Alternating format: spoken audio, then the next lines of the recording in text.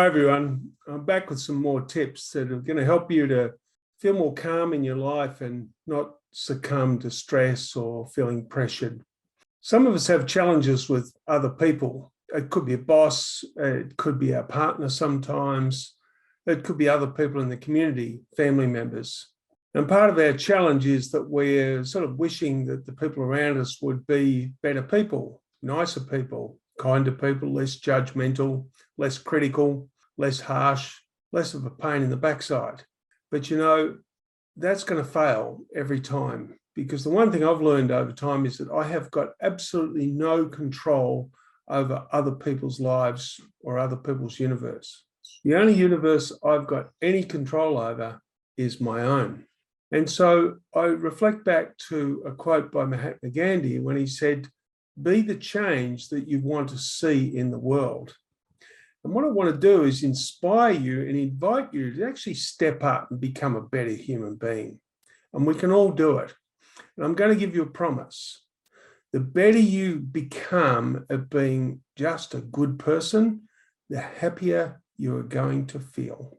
You will sleep better, you'll be more relaxed, and you'll feel more content because you're going to like who you're becoming. There's lots of ways that you can step up and be a better person. You can't wait for other people to come to you and tell you you're doing good, or tell you you're doing a great job, or tell you that you're a great person, or thank you for what you did, because that may never happen. But what you can do is become really good at all of those things. So here's some tips. Number one, when you see somebody who's doing something well, go and tell them. Tell them what you're noticing, acknowledging them for the effort that they're putting in. Pat them on the back, acknowledge them for their efforts. And sometimes when you do that, it can have a ripple effect. For example, if I go into a restaurant and I order a meal and the meal is really good, I will find my way to the kitchen to find the person who cooked my meal, and I will tell them to their face how amazing it was and how it made me feel and how it's lifted my day. I do the same if I'm in a cafe and I get a really, really good cup of coffee. I go to the barista and I catch their attention for a moment and I just say to them, I have to tell you, that coffee rocked my world. Such a beautiful cup of coffee. And I thank them for putting the effort into making me a great cup of coffee. Now, in both of those cases, when I walk away, I feel good because I did something nice.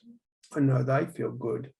And I know the next 100 cups of coffee or the next 20 meals are going to be outstanding. So I've just benefited the lives of more people than just that one person, just by taking a moment to be kind and deliver an encouraging comment. See, there's more things you can do. You can get interested in other people. Whenever you meet a stranger, I've heard a saying once that it's an old Buddhist saying that says, it's nice for other people to learn your qualities without your help.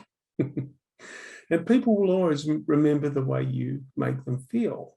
And so another thing that you can do, and it's a beautiful thing to do when you meet a person, is just get very interested in them. Ask them a lot of questions. Whatever you want to do, find out. It's amazing when you really get interested in another person and you ask them a lot of questions, you will likely find a way that you've been connected to them somewhere in the past, either through their family, through the school they went to, or other places that they've worked. It's quite incredible and it's fascinating. And people are really, really interesting when you choose to get your attention off yourself and onto them and be fascinated by their life, even if it's for 5 minutes or whether it's for half an hour. You don't have to get into trying to impress them with your story. Impress them with your kindness and your presence and your interest in who they are. Also, it's good to keep light, be in a high vibration.